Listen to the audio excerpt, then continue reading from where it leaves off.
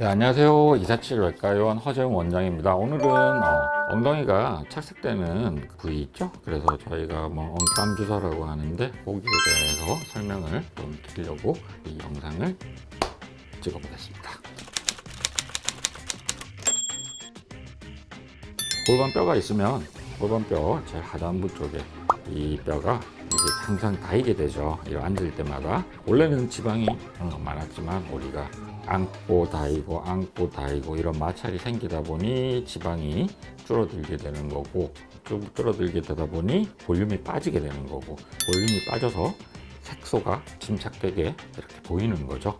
멜라닌 세포가 막 이렇게 자극받도록 햇빛에 노출을 시키지는 않는다, 그죠? 그런데 까맣게 된다. 그건 볼륨이 빠짐으로 인해서 생기는 그런 착색이다, 이렇게 생각하시면 될 것 같고, 거기다가 볼륨이 들어가게 되면 다시 화이트닝이 되겠죠. 그 브라이트닝을 시키는 거죠. 피부가 문제가 생겨서 까매진 게 아니에요. 볼륨이 빠져가지고 색소가 침착된 것처럼 까맣게 보이는 거기 때문에 피부에 미백 연고랑 크림을 발라도 브라이트닝의 한계는 분명히 있을 수밖에 없죠. 이게 볼륨이 채워지지 않는 이상. 집에 혹시 가죽 소파가 있으면 자주 앉으시는 부위를 보세요. 그러면 거기가 까매요. 소파가 3칸이 있다. 근데 맨날 이쪽 칸에 앉는다. 그러면 여기가 움푹 좀 들어가 있으면서 색깔이 까매져 있을 거예요.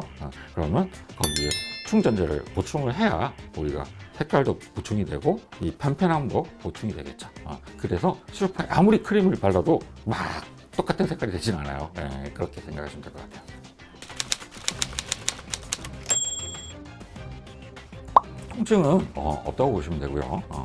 마찰이 되는 부위, 쿠션을 역할을 해주는 그 부위에 우리 자가혈과 필러가 섞어가지고 PRP라고 하는 게 들어가는 거죠. 그래서 충전재 역할을 해서 거기를 볼륨 업 시켜서 브라이트닝 시키는 거죠. 보시면 이 주름도 보통 폴딩이 생기는 이유가 볼륨이 빠져버리니까 잔주름이 생기는 거예요. 이렇게 폴딩이 이분들 지금 반환 폴드에 한 3개 정도 이렇게 보이시는데, 그래서 여기에 시술을 하셨고 볼륨도 차고 링클도 다 프리해졌다, 그죠? 이런 식으로 시술이 된다고 생각하시면 될 것 같아요.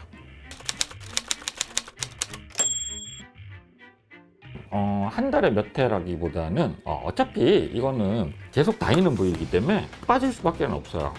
어느 정도 빠졌다고 생각이 드실 때 받으시면 좋고, 6개월에서 1년 이 정도 갭을 두고 간단한 시술이니까 그렇게 받으시면 될 것 같고, 여기 보시면 까맣게 줄이 쫙쫙 가 있죠? 근데 여기에 브라이트닝 돼서 아예 까만 부분이 없어졌어요. 이렇게 화이트닝이 되고 문제가 해결이 됐죠. 쿠션이 역할을 다해서 약간 착색이 보이기 시작할 때는 충전재를 보충해 준다고 생각하시면 될 것 같아요. 그래서 영구적 개념이 아닌 어떤 보충의 개념으로 생각하시면 될 것 같아요.